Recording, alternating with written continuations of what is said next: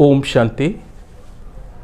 सबसे पहले दीपावली के अवसर पर सभी को दीपावली की बहुत बहुत शुभकामनाएं, बधाई। और ये दीपावली आप सभी के लिए अत्यंत मंगलमय हो, उन्नति का आधार हो, यही हमारी शुभकामनाएं हैं। हम आज एक विशेष उद्देश्य को लेकर के हम आज यहाँ पर एकत्रित हुए हैं, क्योंकि आज हम देख रहे हैं कि जो दीपावली का जो मुहूर्त पड़ रहा है वो एक ग्रहण को लिए हुए है। खंडग्रास ग्रहण ये दिवाली के जो मुहूर्त आ रही है उस पर पड़ रहा है। और कहते हैं कि दीपावली पर जो ग्रहण पड़ता है उसका शुभ प्रभाव नहीं पड़ता, वह एक विनाश को लिए हुए होता है। और इस बार भी जो दिवाली पड़ रही है वो खंडग्रास ग्रहण के मुहूर्त पर ही पड़ रही है। तो इस ग्रहण का हमारे जीवन के ऊपर, हमारे देश के ऊपर, हमारी सामाजिक व्यवस्था के ऊपर, आर्थिक व्यवस्थाओं के ऊपर क्या प्रभाव पड़ेगा, इसके लिए हम सभी जानने के लिए बहुत आतुर हैं। क्योंकि कहते हैं कि ऐसा ग्रहण महाभारत काल के समय भी पड़ा था और उस समय इस ग्रहण के द्वारा बहुत बड़ा विनाश हमको देखने को लिए मिला था। आज इसी ग्रहण के ऊपर चर्चा करने के लिए ज्योतिषाचार्य आदरणीय रेखा पांडे जी और साथ ही साथ आध्यात्मविद डॉक्टर पुष्पा पांडे हमारे बीच उपस्थित हैं।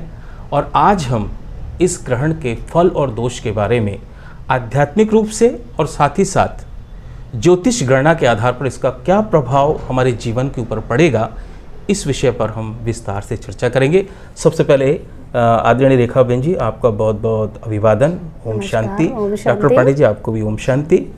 और हम आपसे जानना चाहेंगे, सबसे पहले मैं आदरणीय रेखा पांडे जी से मैं चर्चा करना चाहूँगा कि चूँकि इस ग्रहण की बहुत ज़्यादा चर्चाएं हो रही हैं और इसके ऊपर सारे विश्व का ध्यान आकर्षित हो रहा है और ज्योतिष भी इस ग्रहण को बहुत ही विनाशकारी मान रहे हैं, तो मैं आपसे जानना चाहूँगा कि वास्तव में ये ग्रहण हमारे लिए क्या कुछ संभावनाएं लेकर के आ रहा है।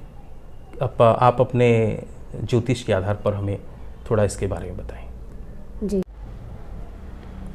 नमस्कार संतोष भाई साहब। नमस्कार। जैसा कि आपने मुझसे ग्रहण के विषय में सवाल किया, ग्रहण, देखिए ग्रहण शब्द ही लोग समझते हैं कि कोई ना कोई विकट परिस्थिति तो निर्मित हो ही रही है, क्योंकि हाँ, कि इसको ग्रहण लग गया। हाँ, इसको ग्रहण लग गया। तो जो ग्रहण है इसका तो हमेशा विनाशकारी परिणाम ही देखने में आया है। जैसे कि हमने इसके पूर्व के भी ग्रहण की अगर हम चर्चा करते हैं कि जो 2019 में ग्रहण पड़े थे, उसके बाद भी देखिए भारत ही नहीं देश दुनिया को कितनी विकट परिस्थितियों का सामना करना पड़ा, कैसी कैसी बीमारियां आई, कैसे मतलब अकाले मृत्यु हुई। कहा जाए तो कुछ लोगों के दिमाग पर भी इसका असर पड़ा कि उन्हें बीमारी नहीं भी होनी है तो बीमारी हुई। लेकिन कहते हैं जब जब ग्रहण पड़ता है तो ये किसी प्रमुख व्यक्ति के ही लिए ही नहीं, सेना के लिए भी है, हमारे देश की आर्थिक स्थिति के लिए भी है।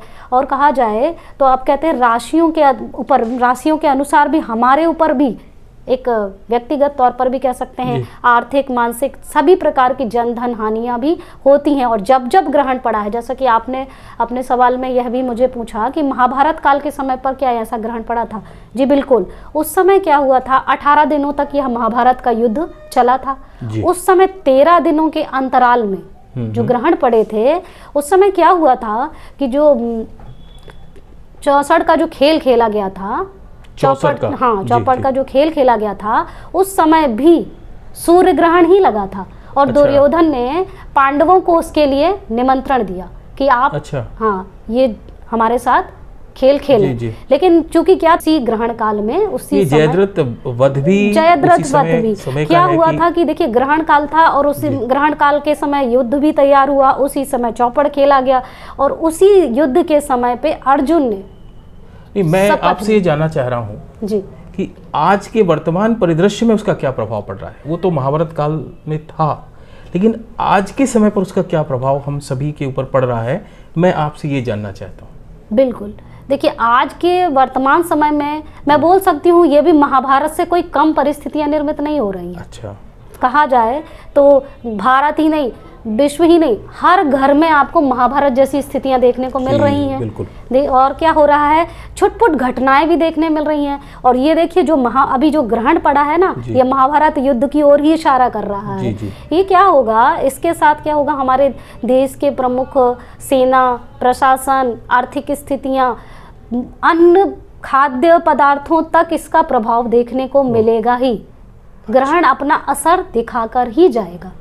माने सारे विश्व के ऊपर इसका दुष्प्रभाव पड़ने की आशंका हो रही है। बिल्कुल।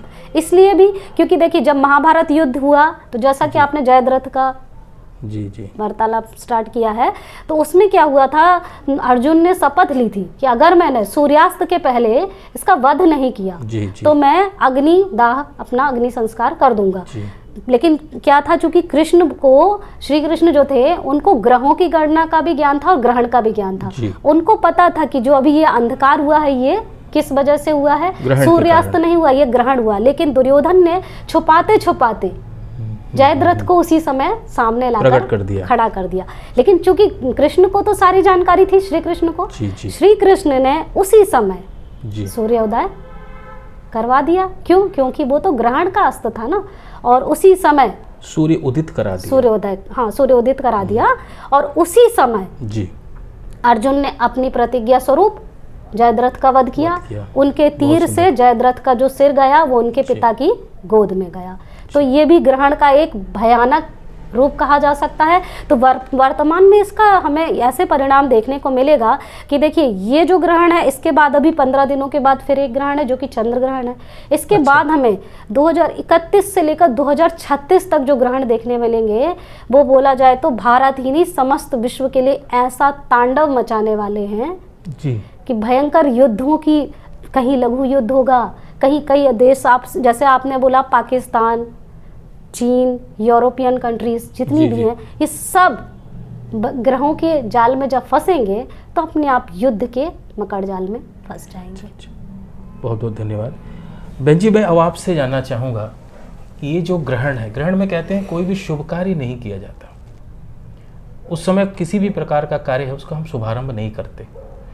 तो आध्यात्मिक रूप से आपने तो ज्योतिष गणना के आधार पर आशंका व्यक्त की है, लेकिन मैं चाहता हूँ कि आपसे हम आध्यात्मिक रूप से इस ग्रहण का क्या कारण है और इसका क्या प्रभाव हमारे ऊपर दूरगामी रूप से पड़ने वाला है, और साथ ही साथ इस ग्रहण से हम अपने आप को किस प्रकार से सुरक्षित रखें और अपने जीवन को पुनः एक श्रेष्ठ दिशा की ओर ले जा पाएँ। मैं आपसे इसके बारे में थोड़ा प्रकाश डालने के कहूँगा। ओम शांति। तो संतोष भाई, आपने जो प्रश्न पूछा कि ग्रहण के क्या हमारे जीवन में दुष्प्रभाव होता है या हम उनसे कैसे बच सकते हैं, तो आध्यात्मिकता यह कहती है कि जैसे हम देख रहे हैं कि द्वापर से कलयुग आए जी, तो जब कलयुग आया तो मतलब ग्रहण अपना दुष्प्रभाव तो दिखाएंगे ही जी। बिल्कुल बिल्कुल। और कलह का युग ही कहलाता है। तो इस तरह से सारे ग्रह नक्षत्र भी दिखाते हैं कि अब ये कलयुग है, संसार का विनाश की ओर जाना ही है। अच्छा। तो ये तो ड्रामा अनुसार, ये समय के अनुसार हो रहा है, लेकिन इस समय दो तरह के लोग डिवाइड हो जाते हैं। एक जो कि कौरव संप्रदाय, जो इस ग्रहण के प्रभाव में बहुत ज़्यादा आ जाते हैं जी, क्योंकि उनके अंदर मन की शक्ति नहीं है। जब मन की शक्ति नहीं है तो प्रकृति का उनके ऊपर दुष्प्रभाव पड़ता है। लेकिन अगर एक दूसरा वर्ग ऐसा है जो कि बहुत ज़्यादा शक्तिशाली है मन से, और इसलिए शक्तिशाली है जैसे कि दिखाया जाता है महाभारत में कि श्री कृष्ण अर्जुन के साथ थे।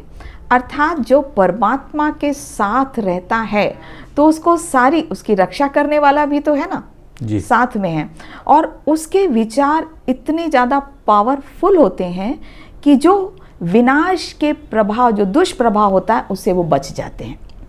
तो कहने का अर्थ कि जैसे रेखा बहन बता रहे थे कि महाभारत काल है, सचमुच ये महाभारत काल ही है, क्योंकि कहा जाता कि 5000 वर्ष पहले महाभारत हुआ था, और वही ग्रह जो अभी हम चर्चा कर रहे हैं कि फिर से आ रहे हैं और फिर 1936 तक आएंगे।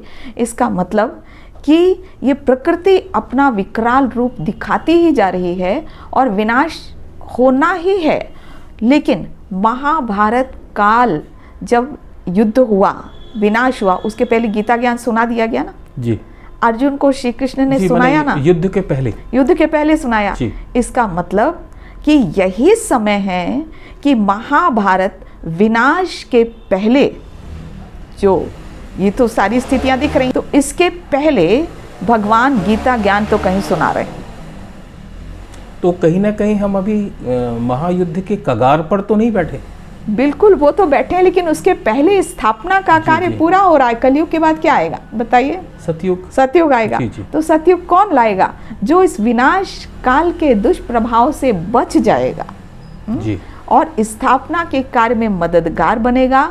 सत्य गीता ज्ञान जो परमात्मा अभी आकर सुना रहे हैं, उसके आधार पर चलेगा और अवश्य ही उसके लिए ये विनाश भी सहयोगी बनेगी। वाह, बहुत सुंदर। Thank you. बहुत सुंदर बात आपने अपनी यहाँ पर कही, और आपकी बातों को सुनकर के ऐसा लगता है कि वास्तव में ग्रहण कोई परिस्थिति या किसी ऐसे स्थूल वस्तुओं के ऊपर ना होकर के एक्चुअल में हमारे मन के ऊपर ग्रहण पड़ा हुआ है, हमारे दैवीय मूल्यों के ऊपर ग्रहण पड़ा हुआ है, और आज हम उसी ग्रहण के वशीभूत होकर के अपनी सृष्टि को भी रसातल की ओर ले जा रहे हैं। बिल्कुल। और फिर से यदि हमें उस दैवीय स्वराज्य की ओर लौटना, जैसे कि आपने कहा सतयुग की ओर लौटना है, तो हमें पुनः उस गीता ज्ञान को अपने जीवन के अंदर आत्मसात करने की बहुत आवश्यकता है, ताकि पुनः हम अपने आत्मिक बल को शक्तिशाली बना करके, सुदृढ़ बना करके एक श्रेष्ठ समाज की, विश्व की स्थापना करने में अपना सहयोग दे सकें। तो भाइयों और बहनों, मैं आपसे अनुरोध करना चाहूँगा कि इस ग्रहण से बिल्कुल ना घबराएं। ये ग्रहण तो हमारे बाहरी आवरण को या हमारे राशि को, नक्षत्र को ये प्रभावित करेगा, लेकिन यदि हमारा मन शक्तिशाली है, ईश्वर के साथ हमारा बहुत स्नेह युक्त संबंध है, और नियमित रूप से हम अपने आत्मिक बल को बढ़ाने के लिए कोई भी अभ्यास कर रहे हैं, तो इस ग्रहण का हमारे पर कोई प्रभाव नहीं पड़ेगा, और हम पुनः उस श्रेष्ठ धरा को, इस वसुंधरा को परिवर्तन करने में समर्थ हो पाएंगे। इन्हीं शुभ भावनाओं, शुभ कामनाओं के साथ आपका भी बहुत बहुत अभिनंदन, स्वागत, और दीपावली की पुनः आप सभी को बहुत बहुत बधाई, शुभकामनाएं। ओम शांति। ओम शांति।